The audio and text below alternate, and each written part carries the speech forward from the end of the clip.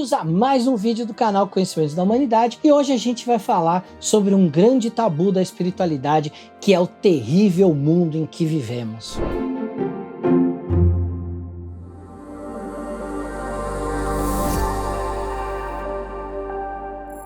Dando continuidade aqui à nossa série, não se esqueça de se inscrever, de curtir o vídeo. Espero que vocês estejam gostando dessa série de tabus. E hoje a gente vai falar sobre uma crença dentro da espiritualidade, que é sobre o terrível mundo em que vivemos. E isso parece que é uma espécie de uma doença no meio espiritual, porque todo mundo acha que o mundo que a gente vive é o pior possível, é cheio de coisas más, de pessoas más, de tragédias, de catástrofes, e isso tem um motivo para ser tratado dentro da espiritualidade. Primeiro a gente tem que entender então como funciona a nossa mente com relação a essas coisas. Eu, como publicitário de formação, posso dizer de carteirinha que nós somos treinados a consumir o que a nossa mente quer. E o que a nossa mente quer é exatamente o que difere e foge da nossa rotina, o que traz alguma sensação de diferente, de novo, e isso nem sempre são coisas boas. Dentro da publicidade, a gente aprende a criar uma demanda para que as pessoas consumam um produto. Só que a publicidade é uma área muito grande, e uma das primeiras coisas que acontece na publicidade é a famosa pesquisa de mercado. É quando você está pensando em lançar um produto, ou você quer remodelar um produto, e você faz uma pesquisa de mercado. Você vai ouvir os consumidores, e aí os consumidores opinam, dizem o que eles querem, o que eles não querem. Isso é trazido para dentro da empresa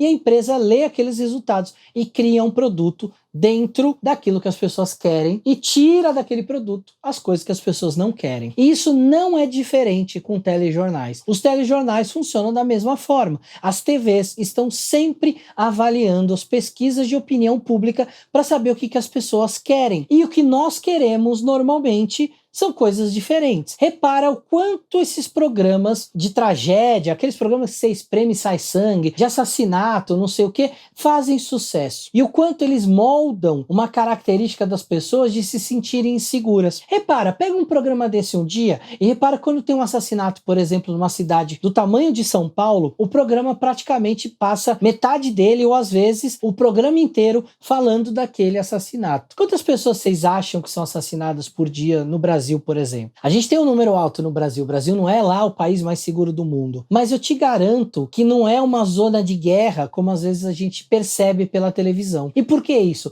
Porque as pessoas querem ver isso, elas querem saber se elas estão seguras, elas querem ver essa questão de crime na televisão para que elas saibam que existe uma realidade lá fora que difere muito da delas. E é isso que as TVs entregam, porque elas sabem que é isso que as pessoas querem. As novelas, elas são produzidas em cima de uma ideia, mas existem grupos de controle de telespectadores o tempo inteiro. Então, às vezes eu ouço muita gente falar assim, as novelas estão moldando a cabeça das pessoas. É o contrário, é o que as pessoas querem. E aí os autores das novelas vão se moldando a isso. Quantas novelas vocês não leram notícias de que um personagem ia morrer, mas ele começou a fazer sucesso e aí o autor esticou a participação dele? Ou quantos personagens que as pessoas não gostavam às vezes na novela, o autor matou ele na trama? São as pessoas, é a sociedade que acaba opinando em cima do que ela quer consumir. E a gente procura fugir da nossa rotina. E o que foge da nossa rotina? É justamente o diferente, é justamente a morte, é justamente a catástrofe, porque isso não acontece todo dia. Vocês já repararam quando vocês passam numa estrada e tem um acidente, que todo mundo diminui para olhar o acidente? Por que isso?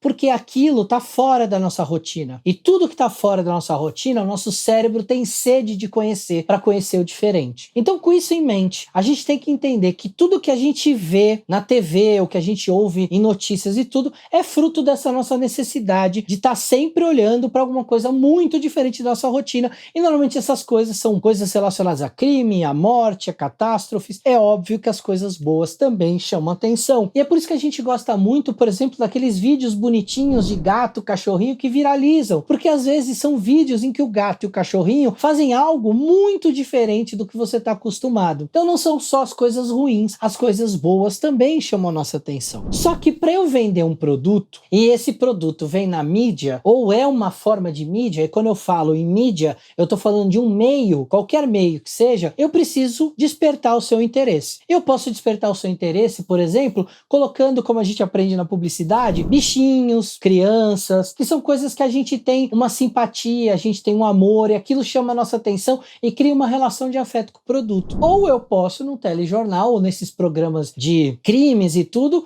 colocar essas coisas que estão fora da nossa rotina para chamar a sua atenção. E o mundo real não é muito diferente da publicidade, nem as religiões e nem o meio espiritual. Eu te pergunto, se não existissem tragédias, morte, pessoas ruins no mundo, será que muita gente procuraria a espiritualidade ou a religião? Porque muita gente age pelo bem, pelo dogma da religião, faz o bem porque senão vai ser punido, ou faz porque a religião ensina que aquela é a melhor maneira, ou a ordem iniciática ensina que aquele é o caminho da retidão que você tem que seguir, e aí tudo que está fora daquilo é mal, porque o mal tem que existir, porque se ele não existir fora, não existe a venda da salvação interna. Então é muito comum que as pessoas achem que o mundo é um inferno, está sempre ruim, e não conseguem perceber o quanto o mundo melhorou de 10, 30, 50, 100, 1000 anos para agora. Eu fiz um vídeo aqui no canal sobre a Kali Yuga, falando um pouco do que é a Kali Yuga, que para os hindus é aquele momento em que tudo de ruim vai acontecer, e muita gente acredita mesmo que a gente está na Kali Yuga. E essas pessoas, elas estão tão presas a essa crença que elas não conseguiram lidar com a informação daquele vídeo. Existe um livro que eu indico no vídeo, e vou indicar de novo, que chama Factfulness, e é um livro muito legal, porque ele fala o quanto a gente tende a piorar as coisas. Uma parte do livro é um teste, para a gente dizer, por exemplo, quantas pessoas no mundo são alfabetizadas, são mais mulheres ou homens que têm um nível superior, e é impressionante como nós humanos, e o autor publica o estudo, tendemos a ir sempre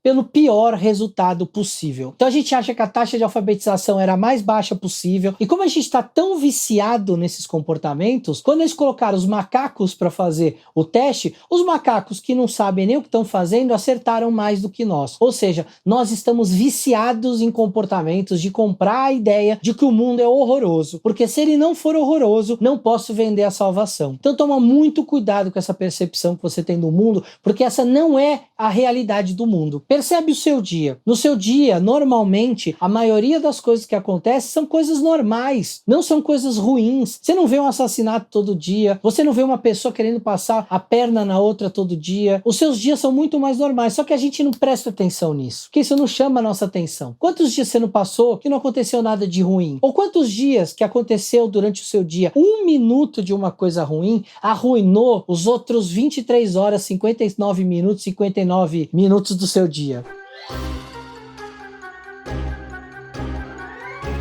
Percebe o quanto a gente às vezes dá poder para as coisas ruins, e aí a gente cria essa crença dentro de nós e acredita que o mundo é um lugar ruim. Olha como o mundo é muito melhor do que era 50 anos atrás. Olha o índice de mulheres que morriam no parto e olha hoje. Olha o índice de mortalidade infantil. Olha o índice de fome no mundo, que vem diminuindo todo ano. A fome tá lá? Tá. A fome é um problema mundial? Ela é, mas ela vem diminuindo. A gente está conseguindo lidar enquanto humanidade com problemas que até 100, 200 anos atrás eram insolúveis, e hoje a gente está conseguindo resolver. Quantas doenças não foram erradicadas por causa da ciência, da pesquisa, da saúde? Quanto a nossa expectativa de vida não está aumentando? O quanto a gente não está se tornando consciente de uma relação com o nosso planeta? E isso não é discurso de alguém que está num ambiente privilegiado. Isso são fatos, são dados científicos que estão espalhados pelo mundo inteiro. É claro que a minha percepção de mundo vai ser baseada nos meus filtros.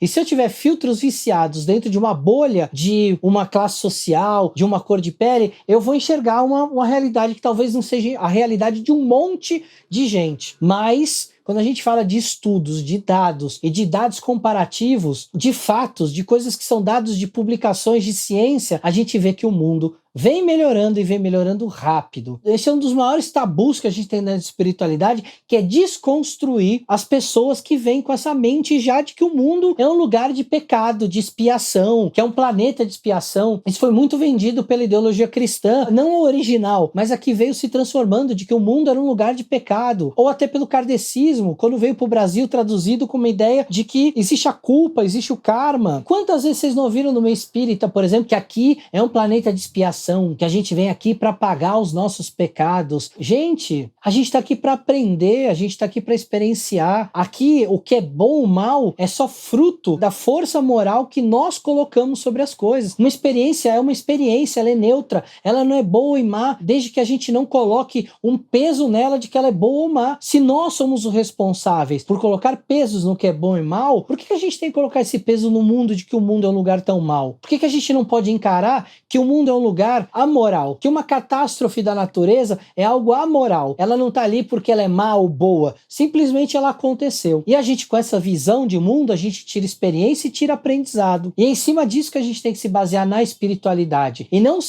partir do pressuposto de que o mundo é um paraíso, porque ele não é, e que o mundo é um inferno, que ele também não é. Ele não é nenhuma coisa nem outra. Ele é algo amoral. As coisas acontecem por causa e efeito. Tudo que eu faço tem um efeito. E tudo que acontece na natureza tem um efeito igual. Não é porque tem um Deus sacana lá em cima querendo ferrar a humanidade, ou porque tem uma casta de espíritos que querem que a gente sofra aqui para que a gente expie os nossos pecados. Esse é um pensamento muito limitado, e é um pensamento limitado dentro do Ocidente. Muitas crenças no Oriente não acreditam nisso. Outras acreditam que aqui é um lugar de ilusão, mas essa ilusão é uma ilusão ao apego às coisas. Porque quando a gente sai desse mundo, as coisas ficam. A gente não precisa ficar pegados a ela. Mas esse mundo é o lugar onde Buda veio, onde Jesus veio, onde Krishna veio, onde Muhammad veio. Tantos avatares vieram para esse lugar que é um lixo, que é um lugar de karma. Ah, não, mas eles vieram para salvar a gente. Gente, eles vieram aqui para ensinar a gente. Eles vieram para dizer que se a gente aprender a agir de uma maneira melhor, amar o próximo,